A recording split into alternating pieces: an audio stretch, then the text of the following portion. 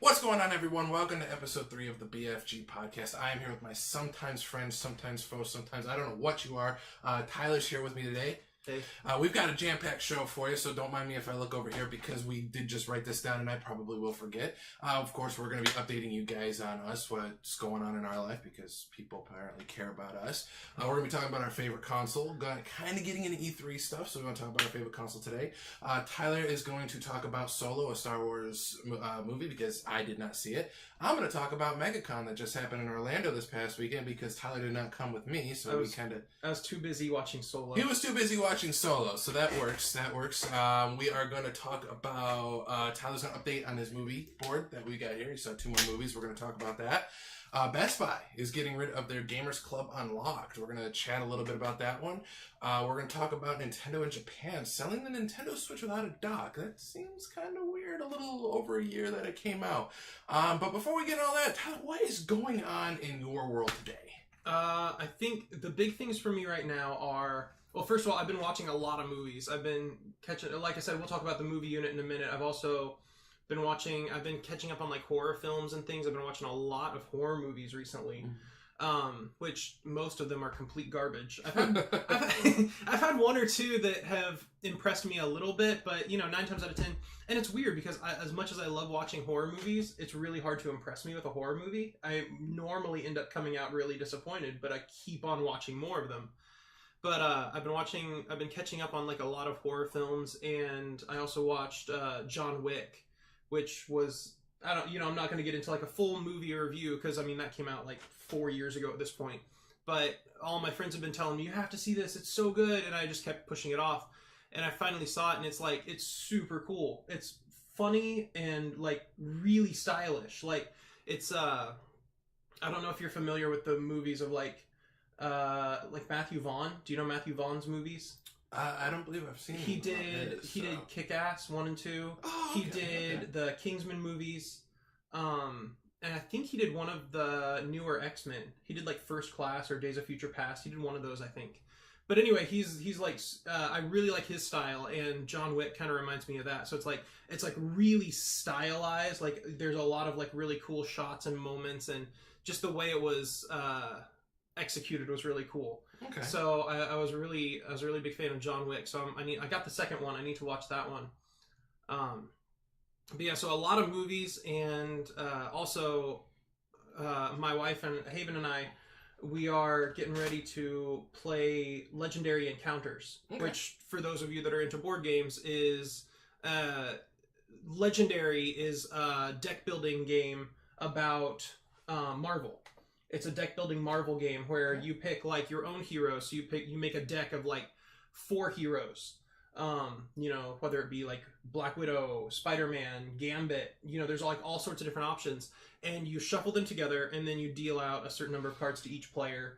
And then the basic mechanic is that each turn the heroes get a turn and they advance. And you don't want to have more than a certain number of villains escape, or you don't want to have a certain number of villains, hurt you, or so on and so forth. And so, you have different villains, and each one has their own mechanics, but each turn you flip one of their cards and move their story forward. And at the same time, you draw a certain number of cards, and you can trade in your cheap heroes for better heroes as you move on. So you're constantly upgrading your own deck with newer, better heroes while trying to keep the villains from escaping by attacking them. So it's this balance of like attacking to resource management. Okay. And sounds interesting. Yeah, it's super fun. My brothers and I have played regular Legendary, which is Marvel, a lot, but we've never gotten. I've got Legendary Encounters, which is based on Alien, and as if you know me, you know that Alien is one of my big series. Alien is like one of my favorite franchises. Like I'd probably put Alien even above Star Wars, which we won't talk about today because I'm reviewing Solo and not Alien. But that could be on your list. Is it on your list up here? I think at least the first Alien is on here somewhere. So. Alien or Aliens is on here somewhere. And so Legendary Encounters is more, it's the same idea, but the mechanics are a little bit different. It's based on each movie. So instead of it being like a randomized thing where you have just a hero and the different, just like randomized things, you have different scenarios. So you actually like play through the movie. And so there'll be like different objectives, and you actually like focus on those as you go. And so this one's a little bit more of a story-driven experience than regular Legendary. Okay. But I've never had a chance to get it out to the table, so Haven and I are going to try to play that today. Okay. Very good, very good. Yeah. Always something new, always something yeah. different. So, what's going on in my world? Well, I just got back from MegaCon in Orlando. It was a good convention. I got to meet Amy Jo Johnson, the original Pink Ranger. Mm-hmm. I also got to meet Veronica Taylor, who did the original voice for Ash, and we apologize about the dog bark in the background. But no, one thing I got to say about convention, I know I kind of gonna talk a little bit about this as one of the discussions. But one thing I've learned, or one thing I've noticed about conventions in general, which is not a bad thing by any means, is there's a lot more people, vendor-wise, that go and they set up and they're selling more new stuff. Like awesome glasses like this. I actually remember to bring it today. Tyler was very proud of me. They're selling that. They sell like the perler beads. They're selling shirts and hats, which is fine. A lot of people like to collect it. But then you got someone like me who, when I go to a convention, or I kind of look at it like a garage sale or flea market, there are some resellers there. And obviously I'm always looking to add some new games to the collection, or look for some old Power Ranger toys that, maybe I had or lost or whatever. And, I want to see some of that, but there's just not that many people there selling that anymore. And, kind of sucks a little bit. If you go to like a littler convention, maybe, or a specific like toy show, but if you go to a big one like that, you don't see too many of that anymore, which kind of is upsetting. But at the same time, it's cool because, I always like seeing people there that sell their handmade stuff, like the people who do the perler beads. I mean, they make a business out of that. And then, of course, you're going to have the douchebag resellers. The big one that I remember, I walked around. Why would they sell those? Well, because they can. Number one, someone's got a dirty mind. One thing I gotta say, because when I normally go to a convention, when I check it out, I normally go to see who's gonna be there, who are some of the actors, actresses that I maybe want to meet, get an autograph from. Mm-hmm. So when my goal is, when I get there, is I go right to their line, I get the autographs first, get it out of the way, and then I go and walk around the show floor. Yeah. So I was walking around, and there were three different vendors selling video games there. Mm-hmm. One of them, I don't know how they do it, and if they're actually selling it. So one of them was Zelda Ocarina of Time. Okay. Tell off the top of your head, how much do you think Zelda Ocarina of Time, loose, not box, no manual, just the regular cart, how much do you think that's worth, like, in a retail setting, if you had to take a shot in the dark? Is it, I'm assuming, like, good condition? Like, at least the label and stuff is good? It's in good condition, and it's the great cart. I will say this, there is a gold cart that's worth, a little bit more, but this was just a normal great cart. How much do you think that would be? I'd say loose cartridge in good condition, I would pay somewhere between $30 and $40. A little bit high on that one. It's usually 25 to 30, give or take. I was thinking closer to 35. So this guy had it out there for $50. And then it wasn't even just that. So it's like, okay, I'll give you another one. Star Fox 64. Mm-hmm. Just again, loose cart, good condition, blah, blah. How much do you think that would be worth if Star Fox 64? That one, I think I've seen that one as low as like 10 or 15. Pretty much, when I have it, because I gotta plug myself 8-Bit Game Shack on eBay. I usually sell it for about 15. If someone honestly wants to offer me 10, I'm gonna take it. Mm-hmm. This guy had it out there for $35. And then so it looks like he was taking normal prices and bumping them up by about 20. Yeah, pretty much exactly what he was doing. And then there were other things, like I was like, okay, these are titles that people normally will look for. I was kind of digging through some of his common stuff, and they're all, in cellophane wrap and everything. And he had one of them, and this is when I just stopped looking. He had 10-Yard Fight on the NES, a football game. I don't even know that game. Mainly because whenever I have it and someone buys an NES from me, I will either give it away or I'll sell it for $1. Okay. One of the two. He had $14 on it for this game. So needless to say, you see more of that, which sucks, but everyone's got to make their money. Mm-hmm. But it was still fun. I enjoy going. I enjoy seeing the people there. Obviously the autographs I want to get. People dressed up in cosplays who spend so much time on it looked amazing. I saw a lot of great people there. I'll have some pictures uploaded on the Facebook, Twitter, and Instagram probably within the next couple days or so. I still got to go through the pictures I did get. But again, it was fun. I'll definitely, but I don't want to say definitely, but I will most likely be back next year. And again, it all depends on who they announce. That's how I look at conventions, and I decide where to go, who they announce. And it's cool because, I went the one year with you. We did, in 2012.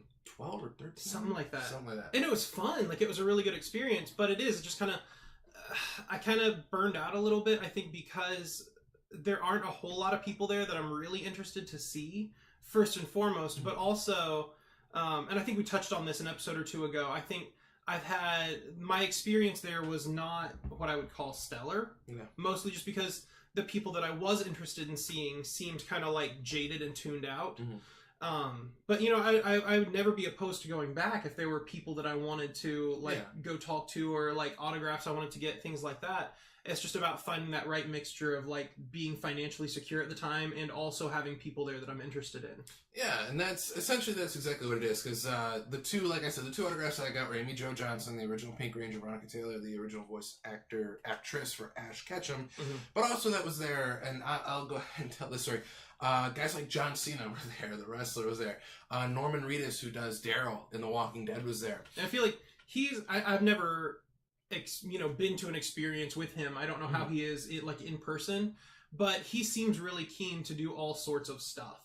Oh, I feel he does. Anytime there's like a convention or an interview or anything like that, he's super keen to get in there and do it. He seems like one of those where he'd be really into like the fan service and like getting to know people and stuff. Yeah, Norman Reedus, he's at a lot of conventions that he can. Obviously, he's got a life and a show to film, a little show called Walking Dead. I don't know, it's something. But I got to tell this story, is that when the show opened Saturday at 10 o'clock, so I walked in, immediately looked and went straight back for the autographs, just again, because I wanted to get it out of the way. So right when you go in, of course, they spit you right in the vendor room. The autographs were way in the back, so essentially you had to walk straight back. And it was, big convention center. It was in Orlando, Florida, so obviously... Is it the same one we were at before? Yeah, it was the same one. This is the same one. So we had to go straight all the way back. So... where I was in Amy Jo Johnson's line, she had about 3 rows of people at the time. And next to her, which he wasn't there that day, he was only going to be there on Sunday, was Jason Momoa, Aquaman in Justice League. And then next to that was like a little door, and then next to that was John Cena. So I was essentially within shouting distance of Cena's line. So keep in mind, I got back in that line probably about 10:20 at the latest. 20 minutes after, doors open, you check in, they do their best. Cena's line was already maxed out 20 minutes in, probably because of all the VIPs or whatever that came in. Yeah. So, needless to say, I did not want to wait in that line. And John Cena also, too, was only going to be there on Saturday, so there would be an influx of people that are just there to see him. And I was like, it's not worth it. Surprisingly, though, I know, Tyler, you're not the biggest WWE fan. When he did come out, there were a lot of cheers and no one chanting Cena sucks, which is a norm in everyday WWE style. Right. And one thing I gotta say, just to kind of wrap it up and we'll move on, we'll actually take this off because I'm essentially doing my MegaCon talk now. There was one guy there, when Cena came out, he had like a violin and he actually started playing Cena's theme on the violin and he did it fantastically. And about a half hour later, 20 minutes later, Jeff Goldblum came out because he was there too. And the same guy, he started playing the Jurassic Park theme on his violin, and it was absolutely fantastic. More people were cheering for him than they were for the actual, Cena and Jeff Goldblum. It was hilarious. Yeah. Anyway, so yeah, MegaCon. I say it was a good. Obviously, I can also say this now too. With meeting Amy Jo Johnson, I have completed the original team of Rangers. I saw that. You posted a picture. Yes, he's got all the pops. I've got vinyl pops. Got red, blue, pink, and black in the pops. Back when we met Jason David Frank actually at MegaCon when we both went a few years ago. There was no Green Ranger or White Ranger. Well, there was a White Ranger pop, but it was retired and it was like $300, so I wasn't going to go for that. But he actually signed the Legacy Dragon Dagger. So outside of Twee, the original Yellow Ranger, may she rest in peace, I have completed the original team of Rangers. And knock on glass, knock on wood. Fake wood. This November in Ranger Stop, also in Orlando, the second Pink Ranger, Catherine Sutherland, and the second Yellow Ranger, Karen Ashley, are going to be there. So as long as they don't call out, or as long as they don't have to cancel, I will have completed essentially all the base Mighty Morphin team outside of the villains, but also even with that, by the end of this year, again, if everything goes according to plan, the only major autographs I'll need from the base Mighty Morphin team is the voice actor who I cannot remember right now who did Goldar, and the original voice actor who does Alpha 5. He also did Daggett from Angry Beavers. He did a few other ones. Again, I can't remember his name right now. But also at MegaCon, Robert Axelrod, who did Lord Zed, is going to be there. Barbara Goodson, who does Rita Repulsa, is going to be there.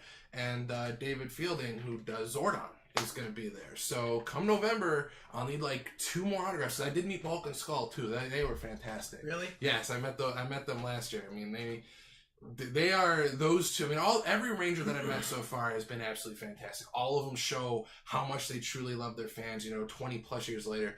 But there's something about Paul Schreier and Jason Narvey, Bulk and Skull, who they really embrace their role, and they really show that they still are Bulk and Skull 25 years later. I mean, they were hilarious. They were great.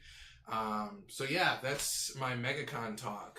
And so let's move our favorite console down a little bit to put it with the game stuff, because there is something we forgot to put on this list that we were just talking about, because we are professionals here.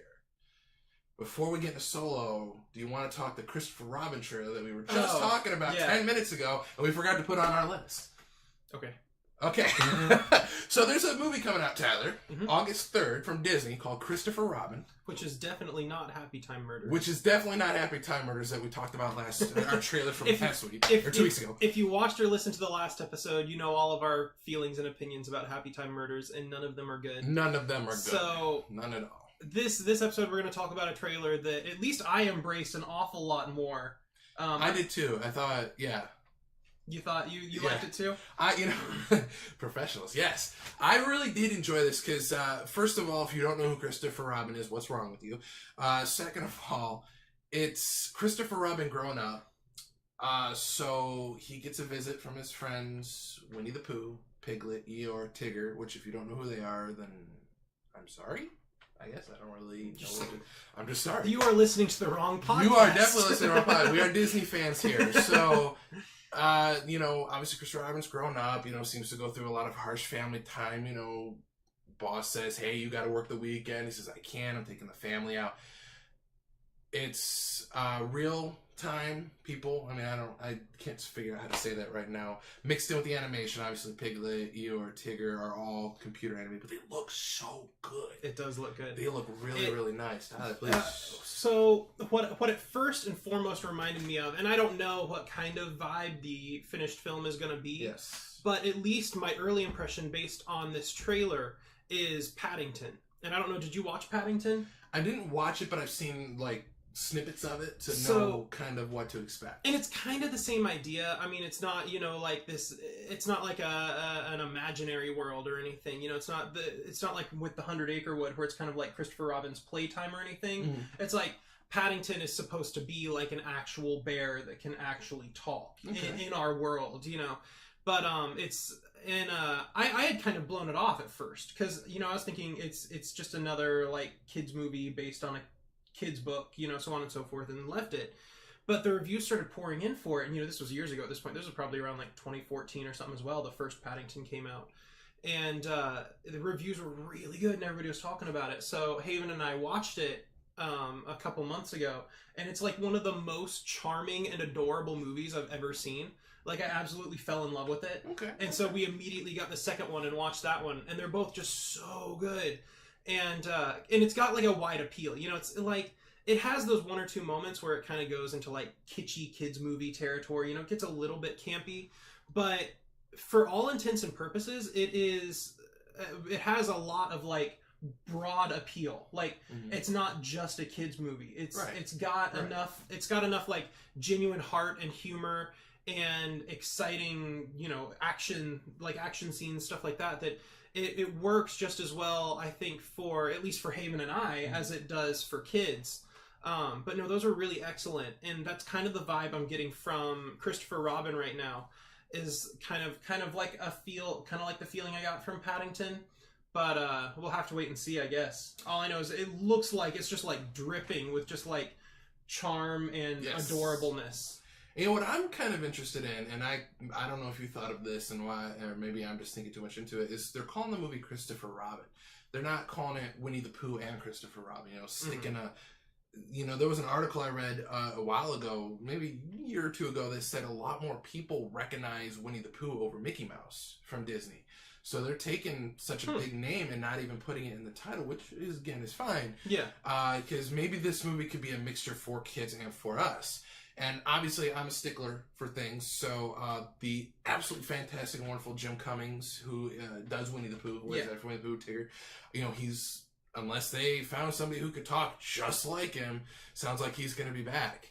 And I'm really looking forward to seeing this now. At first, I was like, maybe, when it's on Black Friday for $10 on Blu-ray, I'll pick it up. But it's definitely going to be something that I'm going to go see in theaters, I think. I know that you and Haven will probably go see that one. I don't know if it'll be a week one type of thing for me or not, but definitely something that kind of inched its way up into the summertime, because really after, we kind of talked about this in our first podcast, after Ant-Man and the Wasp come out in July, that's pretty much it till the end of the year. Like, I don't know any big notable titles from late August to really next year when Captain Marvel comes out, or Miss Marvel, whatever you want to call her. But in terms of this movie, like, I think it's going to be something interesting to sit down and watch, bring a family, bring, obviously the kids. And it's going to be interesting to see Christopher Robin growing up. Obviously Winnie the Pooh's been around a lot longer than we've been alive. But it's still going to be something interesting to see, because we've gone so long without, like, a new Winnie the Pooh cartoon or anything. And to see these characters come into real life grown up, maybe it'll have, like, a Toy Story 3-esque type thing, The kids are growing up now. Like, Andy grew up, went off to college, had to give up the toys, which obviously is a little different because nobody really knows about Pooh or anybody. And it looks like all the major characters are there. I saw Rabbit, Kanga and Roo, the Owl, obviously Piglet, Tigger, Eeyore.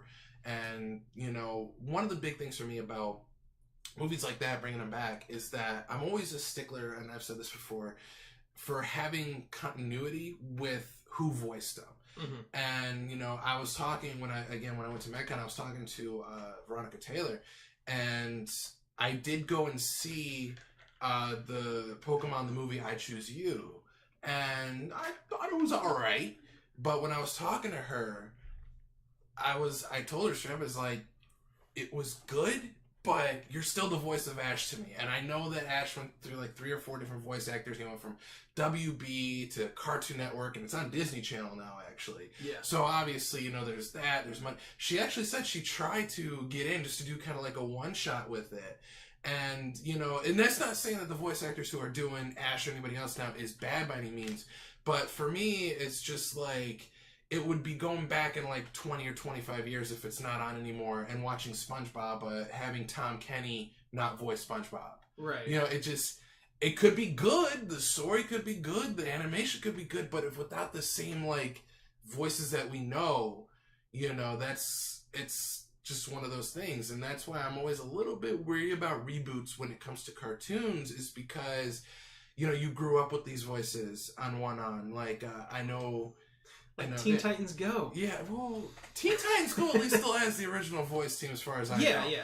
But, like, they rebooted Powerpuff Girls, and all 3 of the original voice actresses were like, yeah, we want to do it, we're excited. And I don't got a call. And, like, even now I'm going to kind of be a little bit of a jerk. With the new Teenage Mutant Ninja Turtles on Nickelodeon, I've heard it's very good, but they switched the voice actors around, and it's like, those are not my voice actors. And I know I'm kind of sounding, a little bit stuck up, selfish or whatever, but that's just me. I gotta have that for me. I gotta have the original voices. Yeah, as best we can. I get that. So, with that, was there anything you wanted to add on Christopher Robin? Obviously, we'll talk about it after we see it, because even though I say it may not be a day one, it probably will be a day one, so I'll go with him and his lovely wife, if I'm allowed, and we'll review it on the podcast in August, sometime in August. So is there anything else you wanted to add from that one? Not for Christopher Robin. I think I covered just the basic. I think it looks cute. I want it. I think we all do. So do you want to talk about Solo, or do you want to talk about your movie unit? Because we're kind of in the terms of movies right now, and those are kind of more your thing. Yeah, we can get into those if you want. Okay. So I'll start off with the movie unit. All right. I'm not going to take a whole lot of time for it. I just wanted to give you an update quick. If you've been watching, I've been talking about this movie unit that either I or my wife and I have been going through. Depending on the movie, she'll join me, or she'll be like, I'm not interested, or that one might be too graphic, or, whatever the case may be. But this week I watched The Godfather and I watched Trainspotting. And so I scratched both of those off of my scratch-off poster. And was that The Godfather 1? Yes. Okay. Yeah, the first Very one. Good movie. Very good movie. And they were both really good movies, actually. The Godfather, I mean, there's not a whole lot that can be said about The Godfather that hasn't already been said. Which, you could probably say about a lot of these, because also, like, Shawshank Redemption is on here. And, that's another one. It's like, I watched that, like, right after I got the poster, and it's like, that's one of the best, that and Godfather are some of the best reviewed movies of all time. But it was, I mean, just, it's a really good movie. Really good film. Trainspotting it's a little bit more of a niche film. It's still good, but I think it's like Australian or something like that. But anyway, it's about it basically follows a group of friends that are drug addicts, and it stars Ewan McGregor. It was one of Ewan McGregor's early roles. Okay. And it's about him getting out of the drug game and trying to rehabilitate himself, but like his like fall back into drugs and trying to get out of that, and eventually it kind of turns into like a con movie. It kind of turns into like a not necessarily like a full-on heist film, but kind of like a con man type movie. It had kind of like an interesting twist to it, and that one was really good too. Like I said, it's a little bit more of an acquired taste. It's not going to appeal to as many people as like The Dark Knight or The Matrix or something like that. It's less mainstream. But it was a really solid movie if you give it the time to kind of grow on you. So I like Trainspotting a lot too. Okay. So, well, let me ask you this: what on your wonderful board here would be the next movie that you would want to try and sit down with, either by yourself or with Haven? I think there's at first I was like, I'll just go in order, and so I watched Shawshank, and then I watched The Dark Knight, and then I watched City of God, and those are the first three on the list. But then I realized there's some of these that are going to be harder to find than others. And like next up is Pulp Fiction, if I'm going in order, which is easy. I've already got that. I already own that one. But, there are some of these that are going to be hard to find, and some of these that, I don't even know how I would access right now. And so I started thinking, maybe rather than trying to go in order, it's not like a numbered list, it's just a bunch of movies. Maybe I should just, as I find these movies, I'll go ahead and watch them. And so I pretty much just started like browsing around on the different streaming services like Netflix and Amazon Prime and Hulu and stuff like that, just looking for movies on my list that were also available to just watch easily. Okay. And so those two came up and I watched those. I think, like I said, next up could easily be Pulp Fiction because I already own that one, but it's one of those where it's like I'm a little bit less motivated to rewatch it because I've seen it so much and I do own it. It's a solid movie. I'm not saying anything against the movie. I'm just saying, I've seen it quite a bit. There are other movies where it's like I've seen them less or I haven't seen them at all that I would be more interested in watching for the first time than going back and rewatching movies that I've seen before. But, there's a handful of them like Pulp Fiction and Blade Runner and Up and The Lord of the Rings, The Lion King, Shaun of the Dead. There's a whole bunch of them. I could keep going where I already own these movies and I could watch them for the umpteenth time, or I could go seek out a movie that I haven't been able to experience yet and start marking those off. So that's kind of where I'm at now, is I'm looking through like different streaming services and stuff and trying to find movies that maybe I haven't had the chance to experience yet, and then watching those for the first time and scratching them off. And then I can kind of go through a best of list later. Okay. When I've hit some of the ones that I haven't seen before, I can start going through my movies that I already own and knocking some of those out. That makes sense. Yeah. But anyway, Tyler, a movie that you're going to talk about that I'm going to try to talk about that's not on your list. Solo, a Star Wars story. So I'm just going to kind of run down my thing. Guys, by the way, spoilers. I was wondering about maybe not doing spoilers. We've done it for the last couple. We have. But I'm one of those, if I haven't seen the movie, I really don't like spoilers. It really bugs me. And so I was thinking, at least for mine, like whenever we do them together, you and I just geek out together. We bounce off of each other and we talk about what we liked, what we didn't like. It just becomes like a natural rapport. But I think as far as this one being you haven't seen it, I'm thinking maybe I'll just kind of try to cover my thoughts without giving away too much. Well, I know a little bit about it because I was talking to one of my friends just to have an idea of it. And just so you guys know with me, like, I do enjoy Star Wars, but I'm not the super big Star Wars fan. I've seen the 7 movies. I've not seen Episode 8 yet. You haven't seen The Last Jedi? I have not seen The Last Jedi. Oh. I have not seen Rogue One, although I do have it. Thank you to Jason and Sherry for giving that to me for Christmas.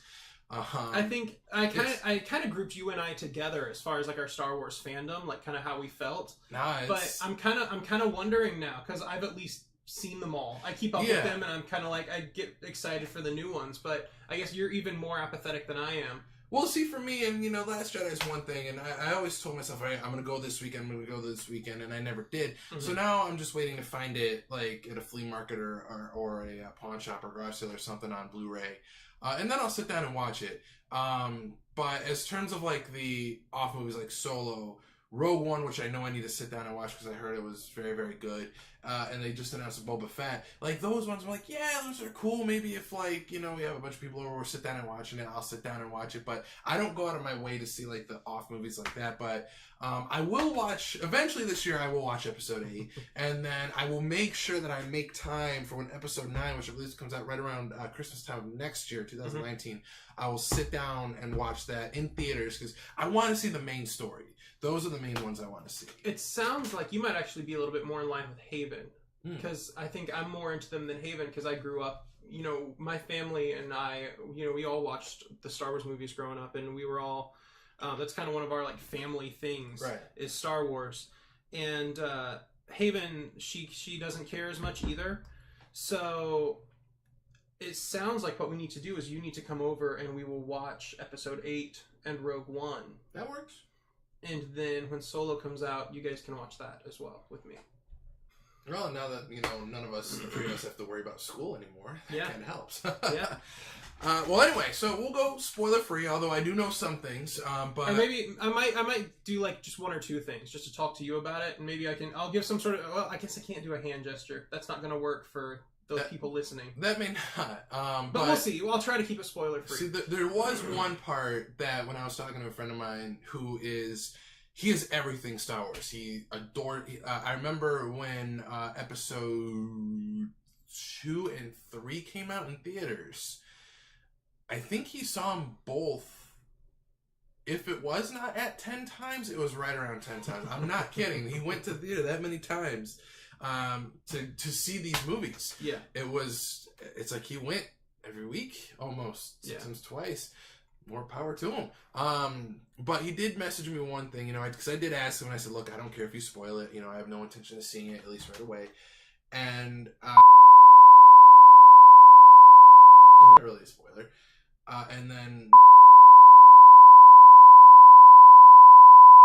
I'm not going to say who, that kind of shocked him, but it's like, eh.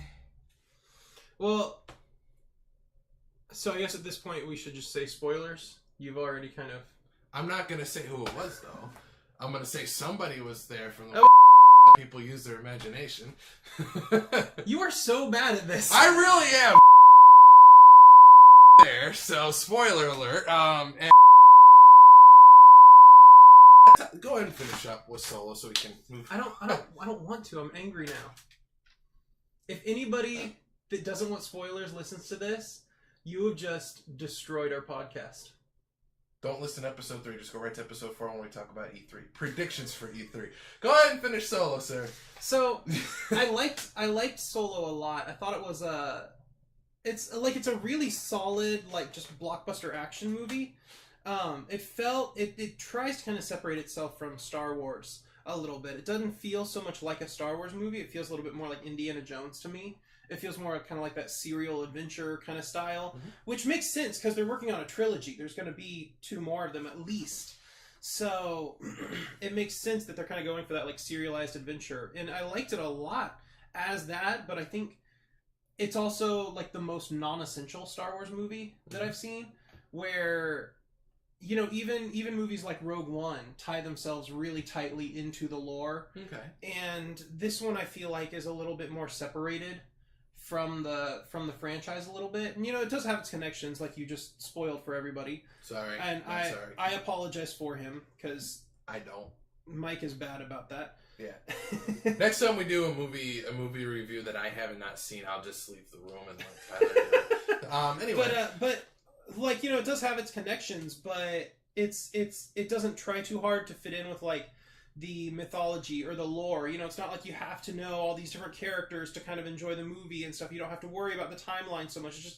It's a good solid adventure on its own. And it's like, it's fun and fast paced and funny, but it doesn't try too hard to be, like, to fit into Star Wars really strictly. Mhm. And I think some people docked it points for that. Some people, some of the reviews and stuff I was reading were saying it's kind of worse for wear because of that, Mhm. and they wanted it to be more important to the franchise. And I kind of found it refreshing. I thought it was really good because I didn't have to worry about that. Because, and I mean, you can testify to this because you've been going with me to a lot of them. It's like, recently, all of the movies are just like giant event movies, Yes. It's like absolutely. with Episode 8 and with Infinity War and, even the others like Black Panther and stuff recently. It's like, we go to these movies and it's like, okay, we have to remember what's going on in the other movies for this one to make sense. We have to remember all these other characters and where they are and what they're doing at this point for this to make sense. And it's like, it almost gets to be like exhausting to try to keep up with everything all the time. Mm-hmm. And I kind of really enjoyed the fact that I could go in and enjoy this movie just for what it was. Just disconnected a little bit from the other movies and just have fun without being like, okay, where does this fit into the Star Wars timeline? And, how, what are the other characters doing at this point? And so on and so forth. It was fun to just have like a good standalone Absolutely. Star Wars movie that's just fun for the sake of being fun. Mm. And so, like I said, I think some people voted it down because of that or gave it a bad review because of that. And I kind of went the opposite way. For me, it was like, it was almost more fun because I didn't have to be really invested in all of the other movies for it to be a solid film. And I mean, it did have its certain tripping points. It focused a little bit too much on significant moments.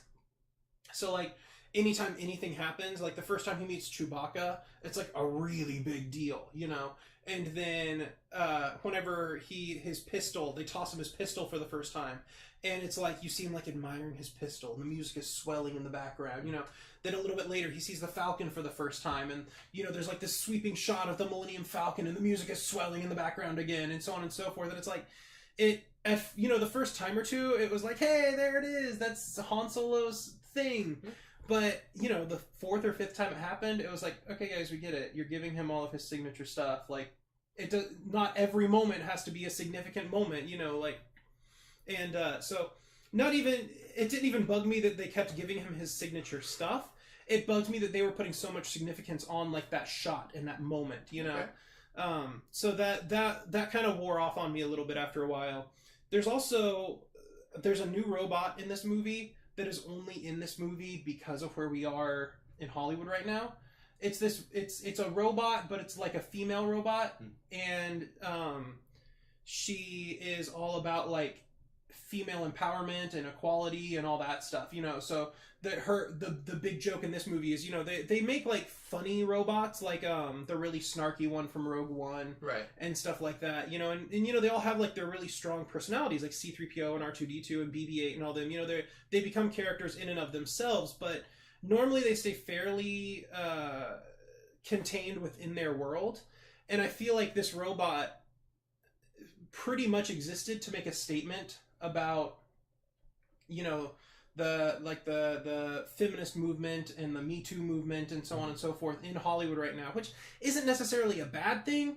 I just wish it had kind of been worked, I guess, maybe a little bit more subtle. Okay. I don't mind the reference, and I think it's a good thing, like kind of that empowering message and so on and so forth. But it was like, it wasn't a reference. It was like they were constantly like kind of slapping you in the face with it. It was like every time you turned around, she was like, we have to free ourselves from the oppressors, and started, just like going and doing her own thing. Or she would start, like just out of nowhere, she'd start like yelling at someone about, like, we need to liberate ourselves. You guys are, we are against you guys because you're enslaving us. So on, fighting for like equal rights and equal wages and all this. And it seemed a bit heavy-handed, right? Which my brothers and I kind of said the same thing about Zootopia when that came out. Zootopia is a solid animated film. Like it's fun and it's funny, but it's really heavy-handed about its message of like equality and acceptance and stuff like that. And I feel like you could get that message across without it being like so in your face. I think there are more discreet and powerful ways to get your message across in a movie than basically laying it out for your audience. I feel like it was just a little bit obtuse, especially in Zootopia, but also in Solo. There were a couple moments with the robot where I was like, it was almost like eye roll worthy, you know, where I'm like, okay, I get what you're trying to go for, and I'm all for it, but you know, can we make it a little bit more? Just can we fit it into this universe a little bit better? Yeah, not make it, it almost like pulls you out and reminds you that, you know, oh, they're doing this because this is Hollywood right now, you know, this is a thing. Yeah. And so the robot didn't work for me much. I know she was supposed to be kind of like funny message, but it kind of just didn't work for me. But overall I thought it was it's a solid action movie. Okay. It's a lot of cool set pieces, a lot of fun, and like I said, I liked that it was kind of its own standalone thing. It didn't worry too much about where it was in the Star Wars universe until the end, where it makes like the one spoiler. Yeah, where it makes like the one real heavy connection. But yeah, that was my basic thoughts of Solo without giving away specifics. Yeah, I like when I spoiled it. There is one death in the movie that I would talk about. Nah, don't worry about that one. I feel like we're gonna get into spoiler territory again. But it's you know, it's not like a significant death or one of those like big shockers. It's another one of those like I kind of wanted to mention it because it kind of falls into like the Hollywood stereotype right now. Okay. And stuff. So it was another kind of like just statement about the way movies are made and the way we do things. But I'll leave that for now till either a later date or just altogether. Well, so to wrap it up, Tyler, scale from 1 to 10, what would you give it? For Solo, I'd probably give it like a 7. That's right around what Rotten Tomatoes had. I think Rotten Tomatoes had 71% right before it came out. Yeah. Well, it seems like it's been dipping. It's been anywhere between like 60 and 70% since it came out on Rotten Tomatoes. So we'll see. Obviously, I mean, I'll be honest with you, I'm a little more interested in the Boba Fett movie. Mm-hmm. That's just was announced that will be coming by 2020, 2021. So we'll see. So that's Tyler's review of Solo and my one spoiler. I'm still upset with you. Well, we can move on to the next topic to not be upset with me. Ah. So real quick, we're going to talk, you know, we always like, okay, oh boy. Star Wars is a really heavy fan base. That is really heavy. So I just single-handedly destroyed I feel like a fan base. We might have annoyed some people with our spoilers for the other movies, but like even more than Avengers right now, I think Star Wars is a really, really like, I don't want to say like hard-headed. That seems like not a complimentary term, but you know, they're passionate. They're very passionate fan base. Absolutely. Like, even more than like the Avengers right now, I think. Star Wars fans are very much, you know, like... I'll give you that. We don't want spoilers. We don't want to know. We need to see this fresh. Sorry, Star Wars fans. I didn't mean to. I'll remember that for when we review episode 9 at the end of next year. Moving on. So we always like to ask each other questions or talk about like one random topic. Today, as we kind of get ready for E3, which we will do an E3 showing next week, something like that. Yeah, I think we're gonna do our E3 showing on the our predictions, our hopes and predictions, kind of like our pre-showing on the 10th. Right before E3 starts. Yeah, it starts on the 12th, and we'll be doing our thoughts on the 10th, and then we'll come back that next weekend, like the 17th or something along those lines, to talk about what actually happened and how close we were and how upset we are and how excited we are and all our different thoughts about the different showcases. But getting into that, we decided we want to talk about our favorite console. It could be anything. It could be from the PC to home console to handheld. Whatever you guys want to, whatever it is. So I'm going to let you go first, because I kind of got like a story to go in my, not really a story, just like little bits so I don't go off. So why don't you go ahead and go first on this one? Nintendo Virtual Boy. Oh boy, I have one of those. I have one of those. It gives you a headache, all right. I've yet to be able to finish a full game of Mario Tennis, but go ahead, Tyler. So my favorite console is the Dreamcast. Gee, I wonder why. and I think it's first and foremost. It was one of those like formative consoles. You know, it was like, because at first, whenever I was growing up, I grew up in one of those families where my parents didn't like video games very much. You know, it was one of those, they were very strict. First of all, they just wouldn't let me have any. I got my first, and it wasn't even like a full console. My parents let me get a Game Boy when I was in 3rd grade. And even then, it wasn't even like, because, you know, all my friends were playing on the Game Boy Color, and they didn't even get me that. They let me get the old, like, brick, like the gray Game Boy. They were still selling that when the Game Boy Color? No, Oh. they found it at a garage sale. Outstanding. And I begged and pleaded, and they broke down and let me get a Game Boy. And from there, it kind of just became like, it was it was like as soon as I had the Game Boy, it was like a geyser. It was one of those sort of, it was like I could not stop. I needed everything. And my parents weren't super fans of that, and so it kind of became, there was always like a back and forth where we were, they put like limits on how much I could play and when I could play and stuff like that for a while, and then it never really panned out because I would always try to sneak around and play games when they weren't watching, or like I'd be up at like in the middle of the night, they'd come out at like 1 a.m. and they'd be like, Tyler, why are you back out here? And they'd get mad at me for it and stuff. And so it kind of became a little bit of like a back and forth for a while, and eventually, obviously as I got a little bit older and grew up, they took those limits off, and they were like, as long as you're responsible for your stuff, that's on you, And so I started like playing more and more as I got into like middle school, high school, things like that. But the Dreamcast came along kind of at this like weird transitional point where it was like they were less strict about when I played and what I played, but they still weren't like supportive of it.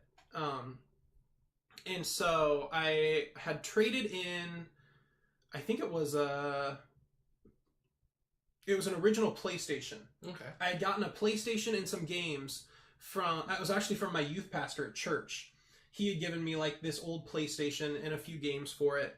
And it was funny because he was my youth pastor, and he kind of has, he has an image to uphold. And he also had a memory card that was Tomb Raider.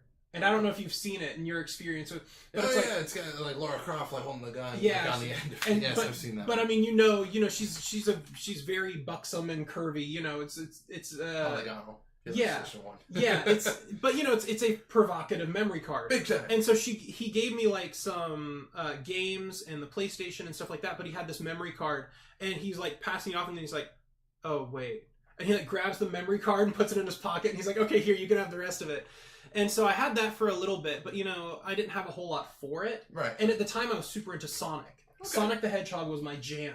And so I ended up trading that all in to get me like most of the way I needed toward a used Dreamcast. And then I got the Dreamcast with a little bit of money I'd earned, from like doing yard work and allowance and stuff like that.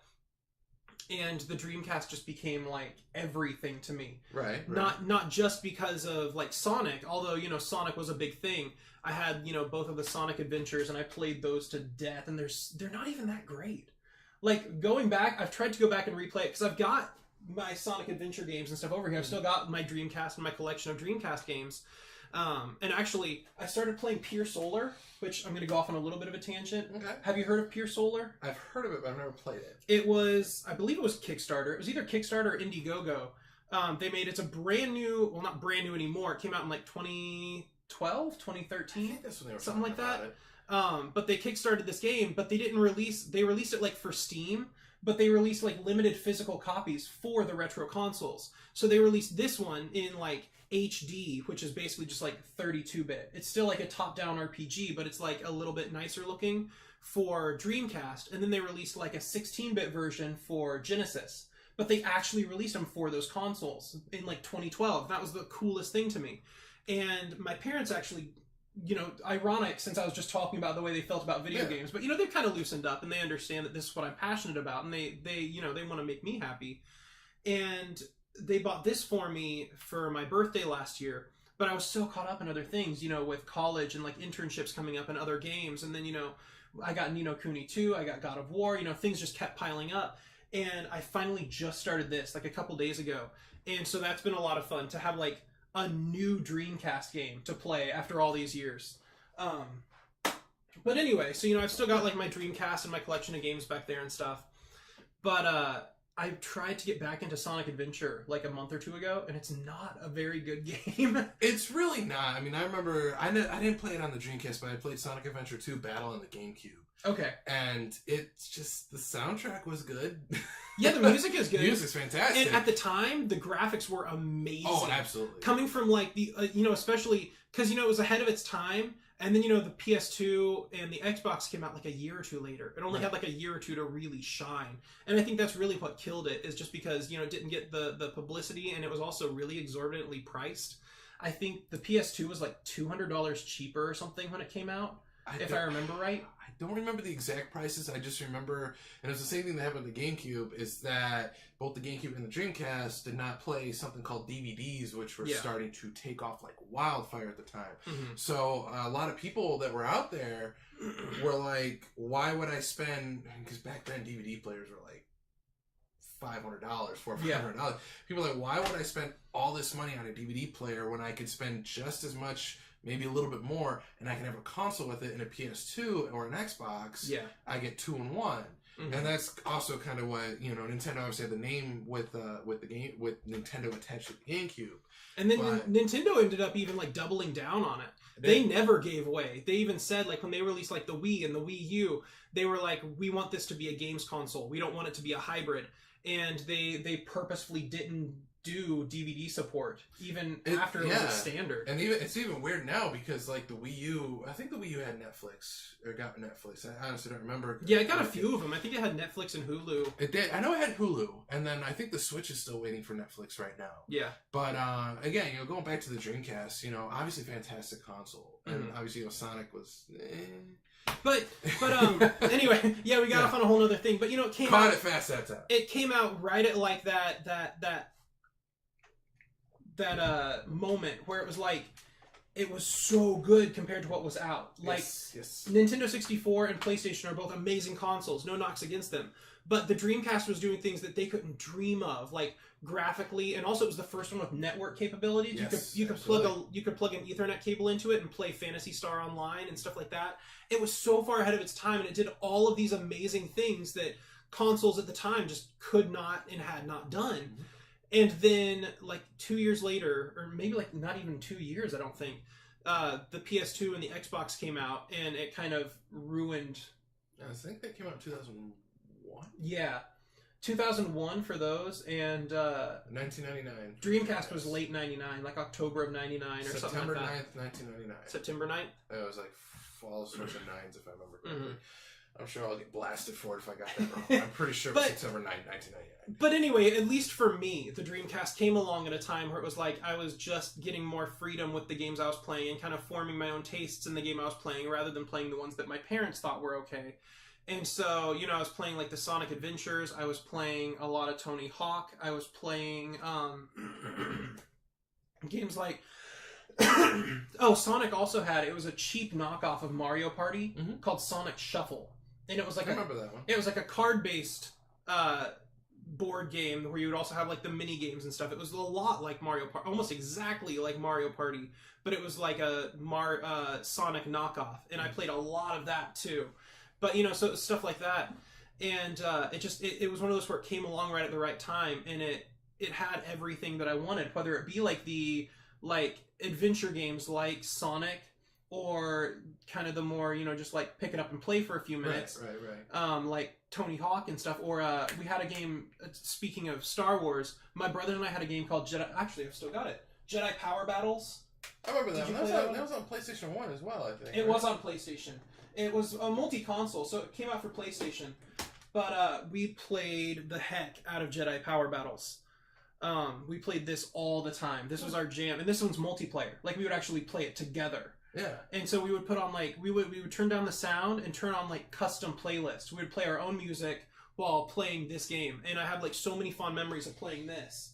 And so that's one I'll never get rid of. Yeah. So it's like there are certain games like that it's just like, if nothing else, just the nostalgia and the memories that I have made that system really important to me.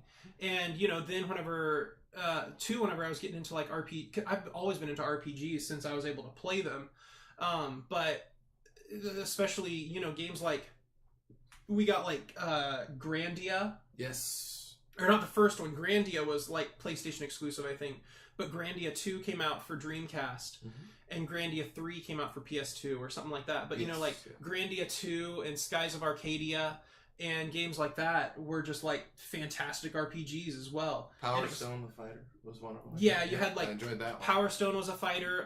You had not Tekken. You had Soul Calibur. Soul Calibur yes, started that's right. on That is right. Yep, Dreamcast. that's a Sega thing. Sega property. Yeah, and then like I said too, like Phantasy Star Online. It had like MMOs, and it was just like a really solid. What else? Shenmue. I've got Shenmue and Shenmue 2. Some of the Resident Evil. I've got Resident Evil 2, Code Veronica. A couple of the Tomb Raider games.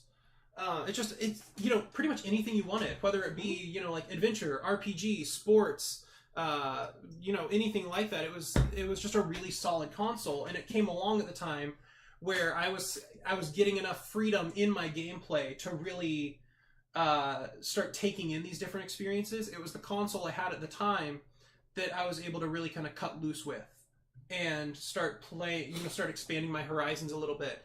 And so the Dreamcast is my personal. It was the one that was like really important to me. That was very good review, Todd. Thank you. So for me, mine could go all over the place, but if I had a pinpoint, I'd probably have to say the Nintendo 64. Yeah.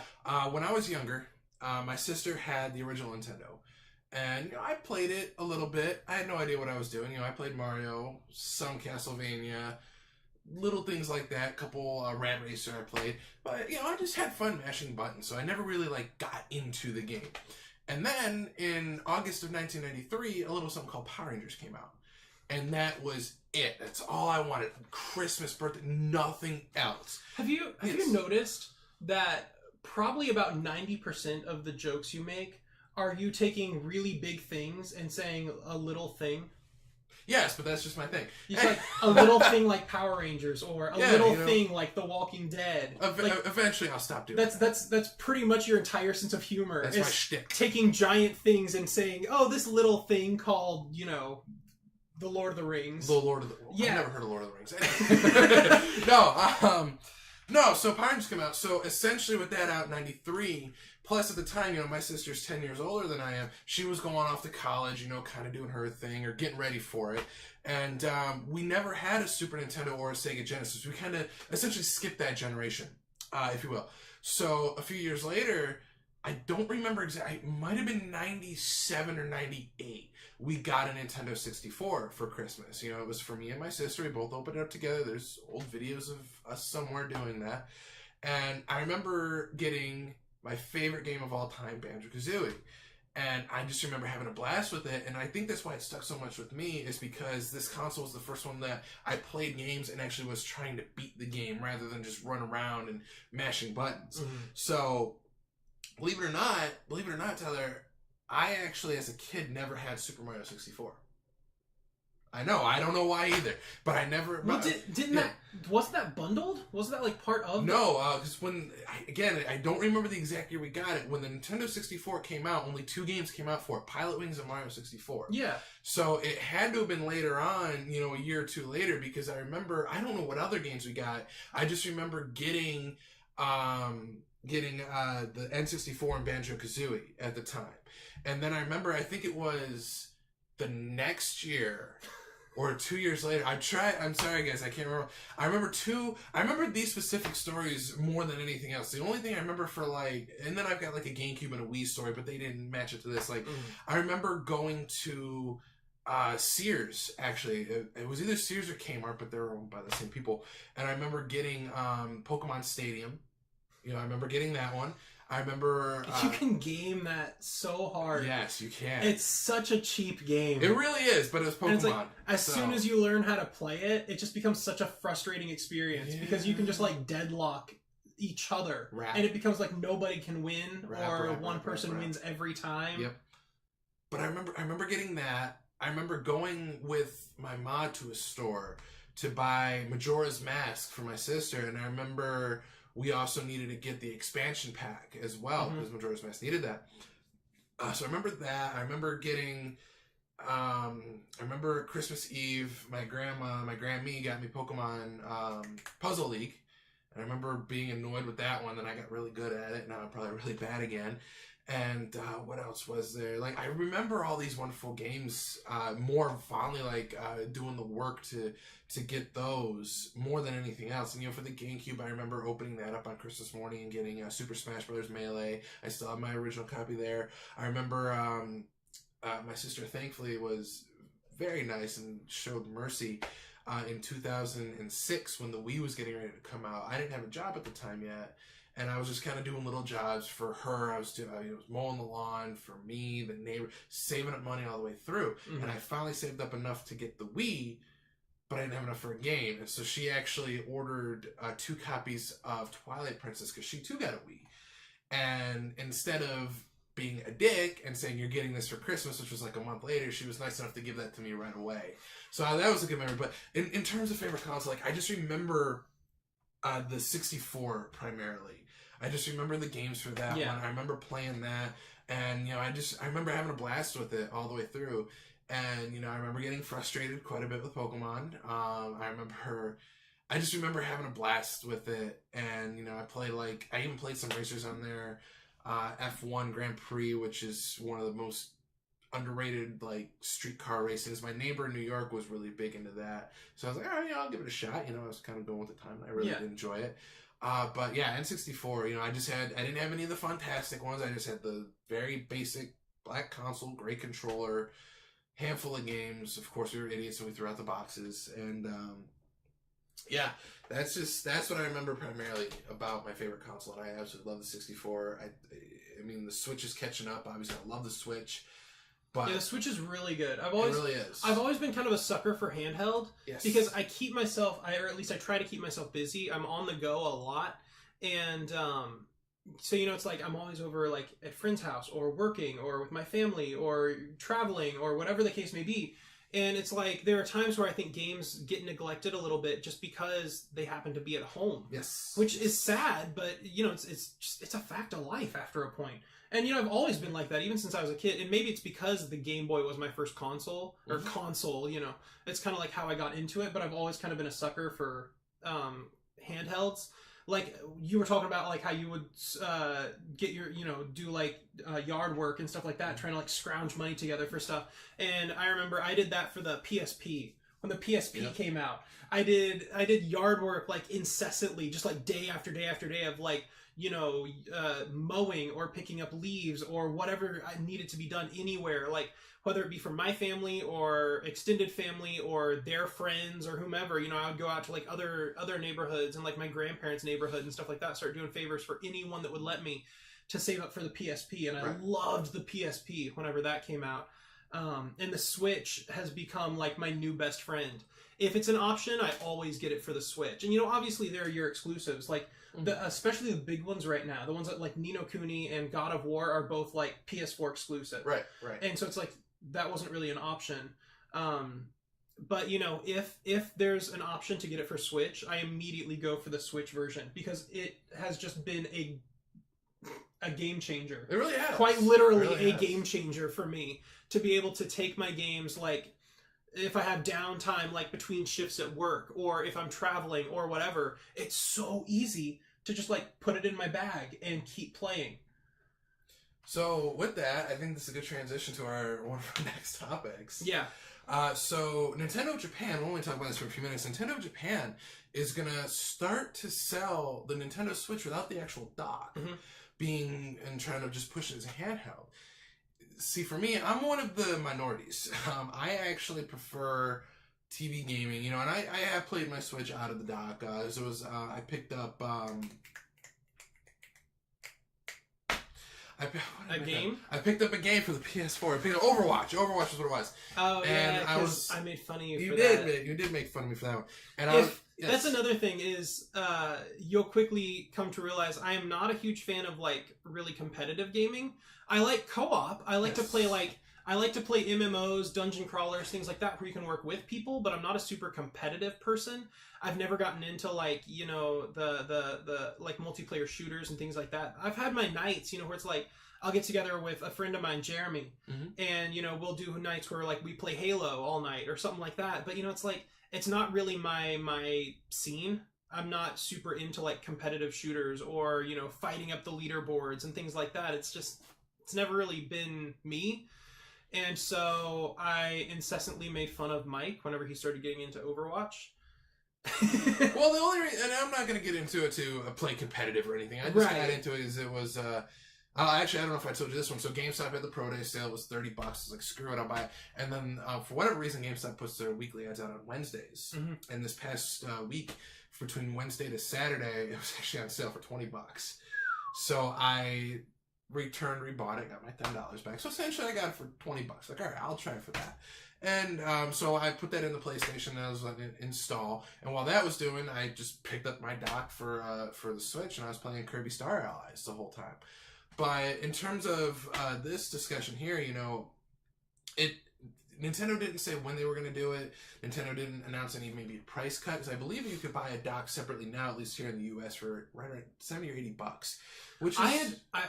and I don't know how reputable it is. I had read that, and you know, they gave the price like in yen. Yes. But I believe that they said that translated to U.S. dollars, their price was going to be like $246 or something like that. See, that I mean, it's got to be at least $100 cheaper, and you would think, because the dock itself you have to buy for like $100. That, yeah, and well, that plus the power cord, because I don't believe the dock comes with the power cord as well. So you would have to buy that separate, and that's, you know, a $20-$30 cord right there. But at the same time, I can't imagine them selling the Switch for $200. That seems really low.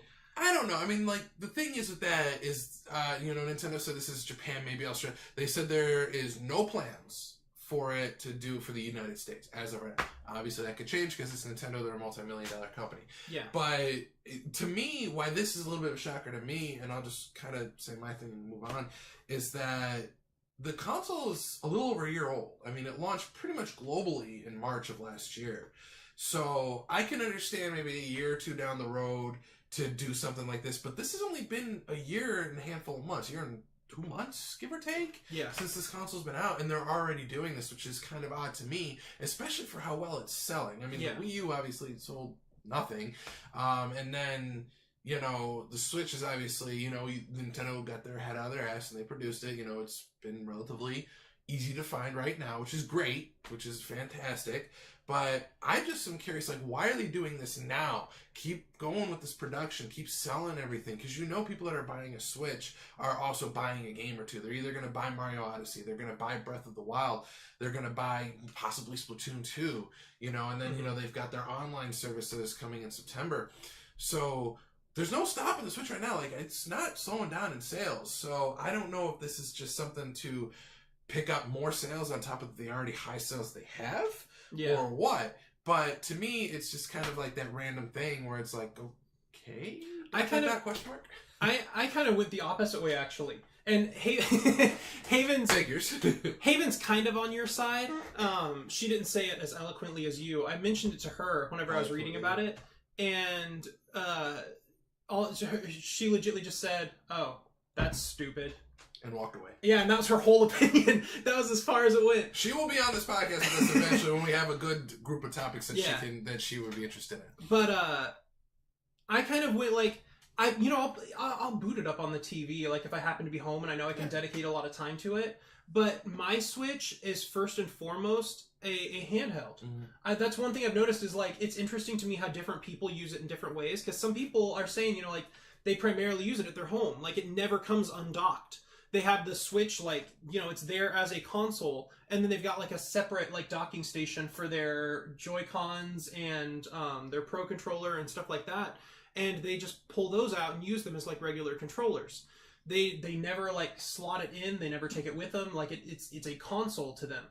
And I've also heard people, like me, you know, that are saying the opposite, where it's like, I take it on the go a lot, but then when I'm at home, I want to dedicate that time at home to my actual consoles. Yeah. So I kind of get in this mindset of, like, if I'm traveling or I'm going to have dead time, like during the day or something, I'll take the Switch with me because I know I can play it on the go. But when I come home, I want to dedicate time to either like PC or PS4 or something like that because I know I can't take those with me. And so the Switch has become like my solution to gaming when I'm not going to be home. And so when I'm at home, I kind of purposefully avoid the Switch because I know that I'm going to need it like a day or two later whenever I'm out doing stuff. And so I dedicate my home time to the stuff I can't take with me.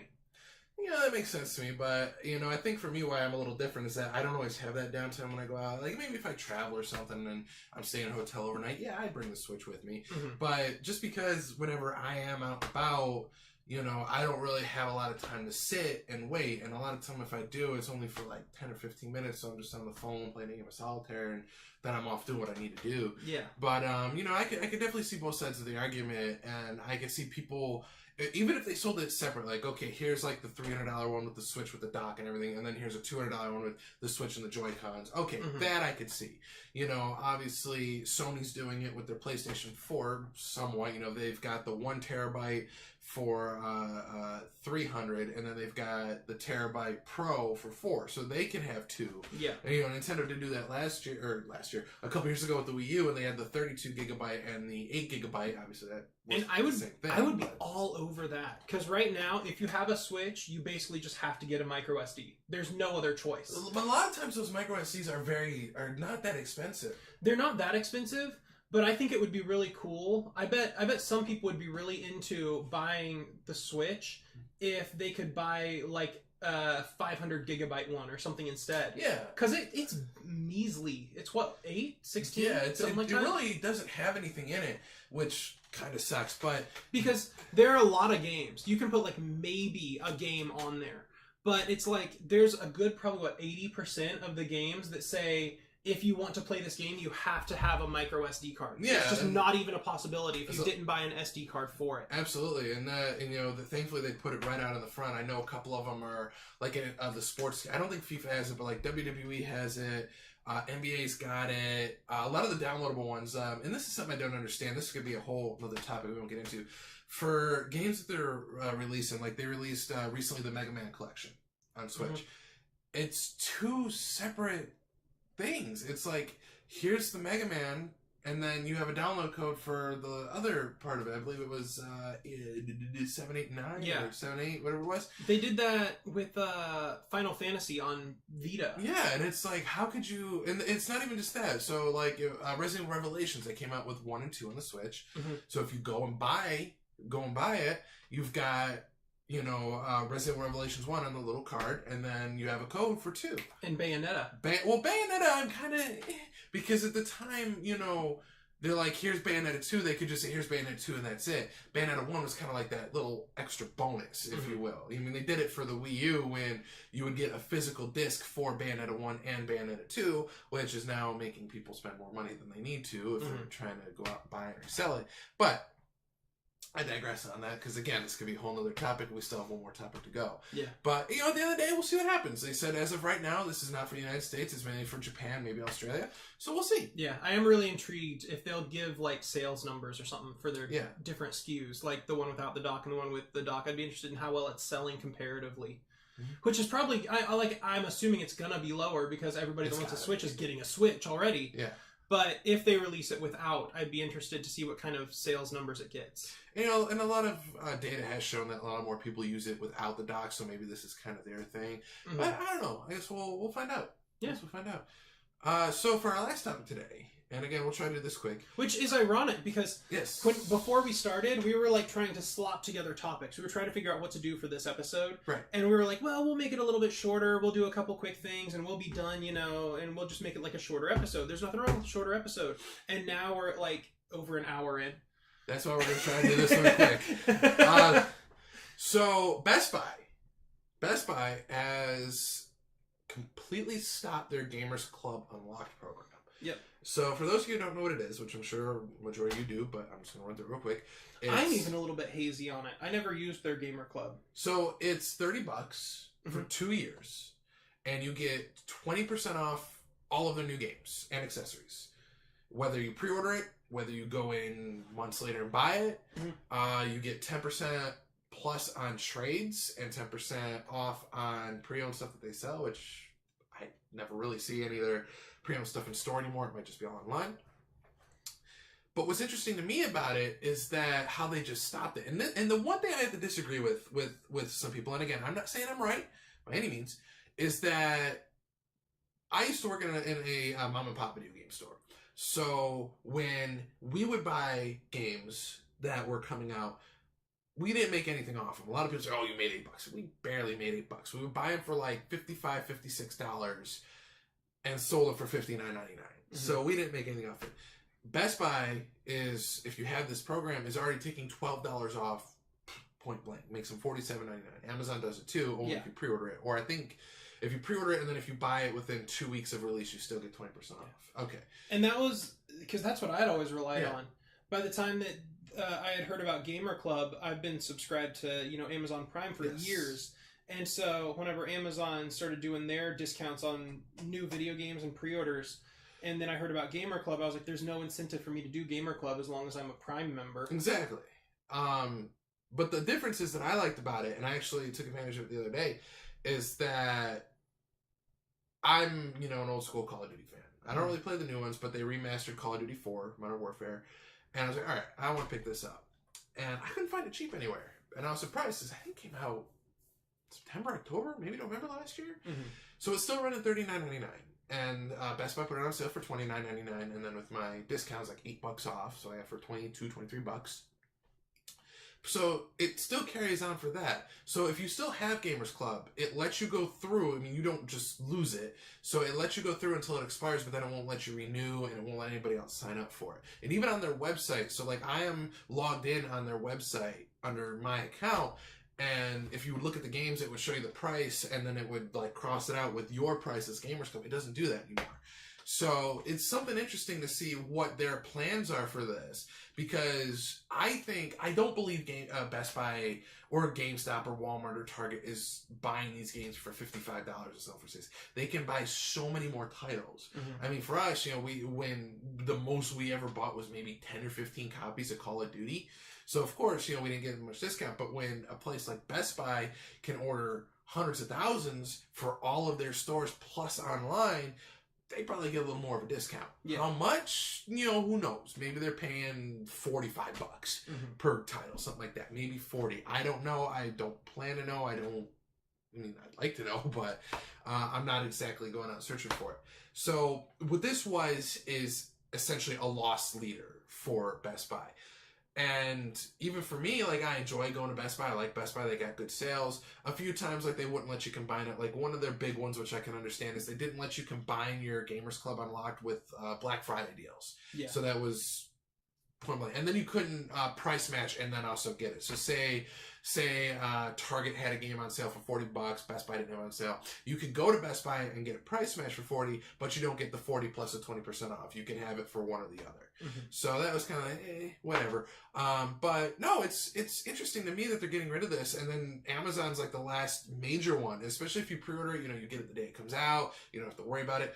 And it would be interesting to see what Best Buy comes up with. And then on top of that, I don't think Amazon would truly get rid of it, but now they have no competition for it. And yes, everyone, moving to digital, blah, blah. I don't care what they say. Digital is coming for some things, but if you look at sales for games, movies, you still see a lot of these stores stocking up so much and still selling very, very well. So I don't think it's coming as fast as most people do. I believe the next console generation will still have something physical because that's what people do want. So I don't know. Obviously Best Buy, I'm going to make sure I utilize my Gamers Clubs. I was just there the other day, I bought Call of Duty and I bought Neo PS4s. It was on sale for $20 and then I got my 20% off, so $15-$16, give or take. But we'll see.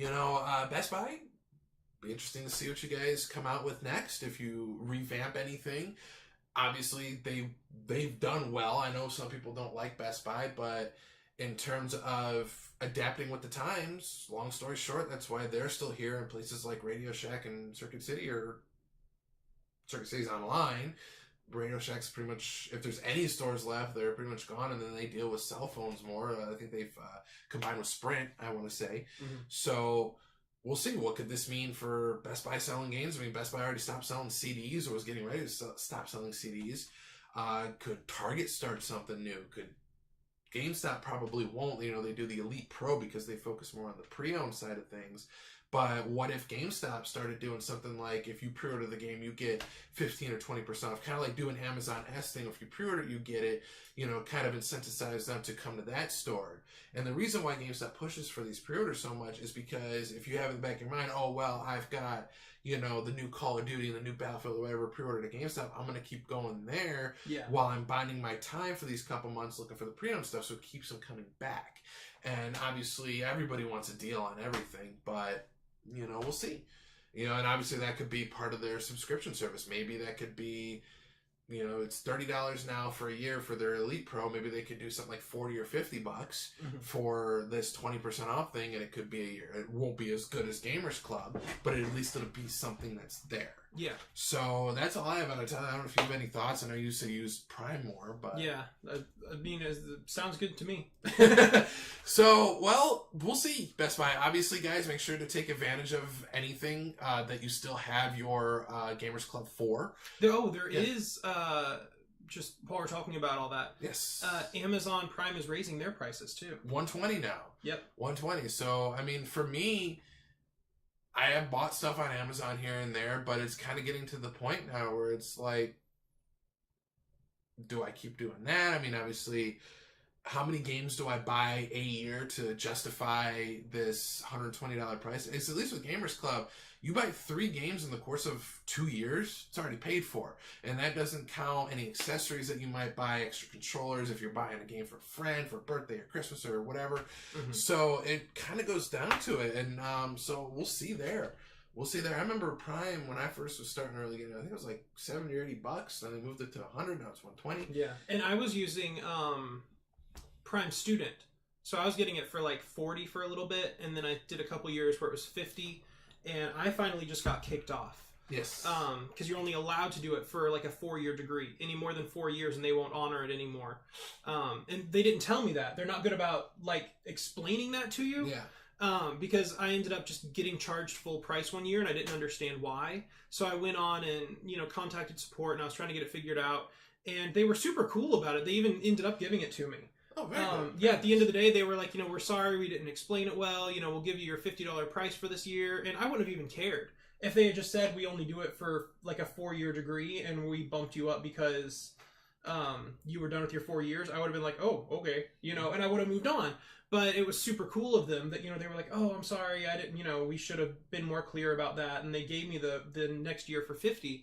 But I just got into my last year of $100 back in like April. And so I'm thinking this might be the last year I do it because it's getting like really exorbitant.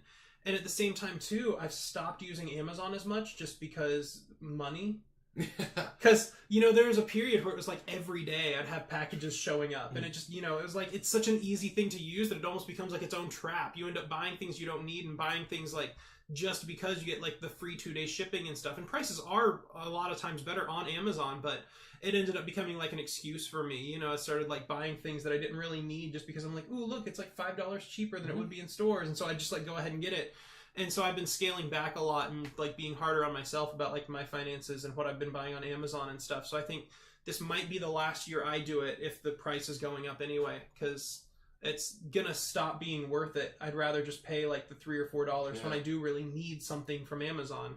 And even then too, I think I believe Amazon has a deal which a lot of people would use around Christmas. You could buy like a month for like $15 or $20 for Amazon Prime. So right around November, December, just to do that, get everything you need in one shot, call it a day. Yeah. But yeah, anyway, so we'll see if Amazon keeps this going now that they don't have to really worry about it. We'll see if another retailer jumps up. And I guess with that, I think that's everything we have for the docket today when we try to make less than an hour and we're at like an hour and a half. Anyway, guys, thank you so much for watching, listening. However, we are on episode 3. We're working on a lot of big things, trying to get this up on iTunes now, I think we can do. And now we got 3 episodes. Yeah, 3 episodes. So and now we can make it like, now we can get into the big leagues. We're trying. Start doing like iTunes and Spotify and stuff like that. So yes, I'll start posting new links and things once I get all that set up. And we're still working on, I've got pictures I'll be posting in a couple days from MegaCon, things that I was able to snap pictures of.